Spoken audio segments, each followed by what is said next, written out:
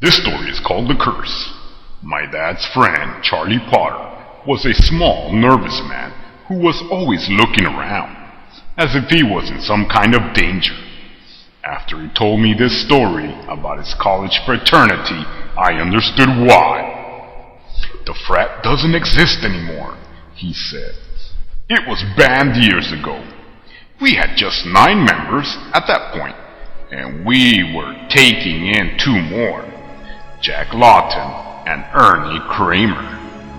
One night in January, just about this time of year, the 9 of us took them out into the country for their initiation. We took them to an old deserted house where the 2 young men, about our age, had been murdered recently.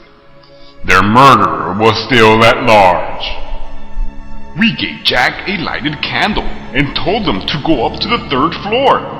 Stay there for an hour, we told them. Then come back down. Don't speak. Don't make any noise. If your candle goes out, carry on in the dark. From where we were standing, we could see the light from Jack's candle moving up the stairs to the 2nd floor, then to the 3rd. But when he got to the 3rd floor, his candle went out. We guessed that he had come to a drafty corner and the wind blew it out. But when the hour went by and he didn't come down, we weren't so sure. We waited another 15 minutes and got more and more nervous. So we sent Ernie Kramer up after him. When Ernie got to the 3rd floor, his candle also went out. We waited 10 minutes, 20 minutes, but there was no sign of either of them. Come down, we called, but they didn't answer. Finally, we decided to go and get them. Armed with flashlights, we started up the stairs. It was as quiet and as dark as a grave in that house. When we got to the 2nd floor, we called out again, but there was no answer. We got to the 3rd floor. We walked into a great big open space like an attic. Jack and Ernie weren't there, but we saw footprints in the dust. These led to a room on the other side of the attic.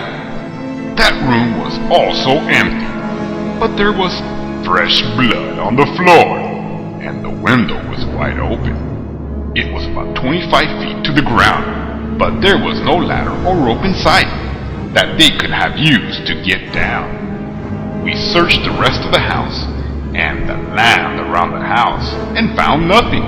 We decided that they were playing a trick on us. We figured that in some way they had escaped through the window and were hiding in the woods. The blood on the floor was to throw us off the track. We guessed that they'd showed up the next day with a lot of stories and a lot of laughs, but they didn't. The next day we told the Dean of Men what had happened, and he reported it to the police. The police didn't find anything either, and after several weeks the search ended. To this day, no one knows what happened to Jack Lawton and Ernie Kramer.